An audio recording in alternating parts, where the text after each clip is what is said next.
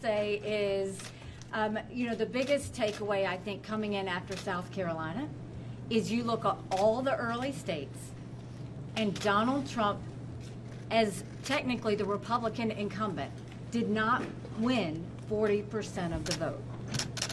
So what you are looking at is something is shifting, and this has been happening for a while. Look at the Michigan Republican Party. I was here campaigning in 2012 for people running for office. Michigan was a bright light.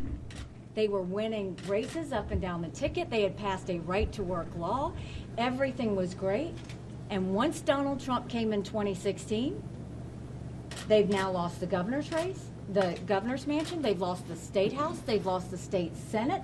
The party is completely divided. And that's not just Michigan. We are seeing that all over the country, that the Republican Party is fully divided, and you now have factions. You can't win a general election if you don't acknowledge the 40% of Republicans who are saying, we don't want Donald Trump.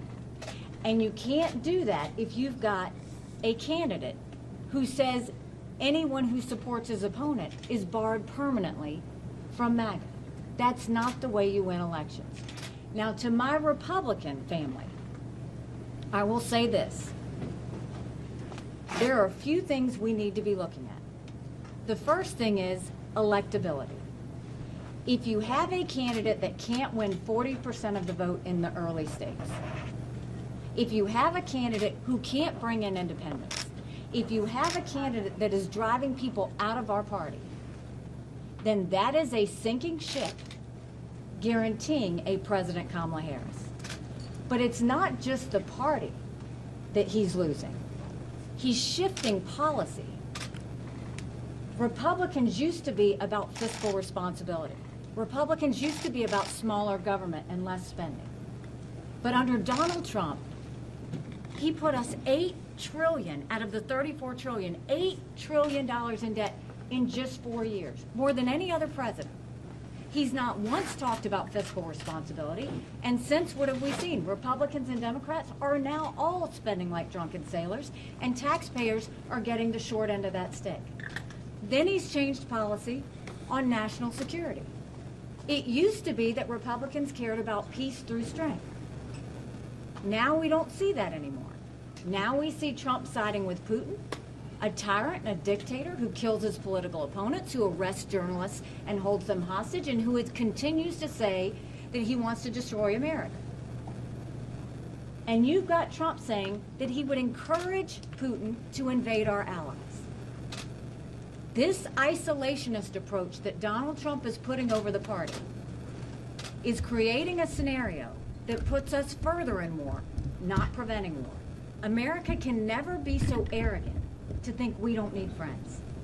After 9/11, we needed a lot of friends. And then you're looking at the fact that Donald Trump is now turning the Republican Party into his own playpen. Look at what's happening at the RNC. The idea that they would be choosing a chair and a director before a primary is over is a massive control move by Donald Trump.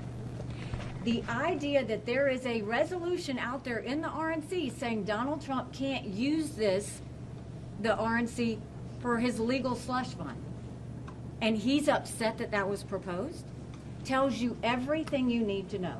The idea that those now moving into the RNC are saying the RNC is only going to be about Donald Trump, you can hang up House, you can hang up Senate, and the rest of the ticket. It is now becoming, the Republican Party's now becoming Donald Trump's playpen. And what I will tell you is I had a woman last night in Troy. We had several hundred people there. And she came up to me and she said, I have been a lifelong Republican. She said, I have never voted other than Republican. And she said, and now my friends are telling me because I don't support Donald Trump, I'm a Democrat.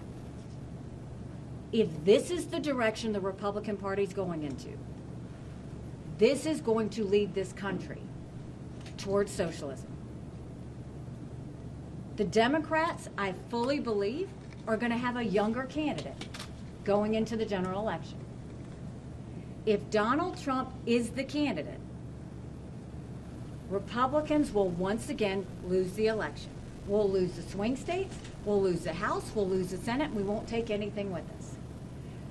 Then I say to my American family, it is not normal for us to sit at the dinner table and have political decisions that destroy families. It is not normal to go to work and be scared about what you say because you're worried you're going to be fired. It is not normal for Joe Biden to call opponents fascists and Donald Trump to call opponents vermin. None of this is normal.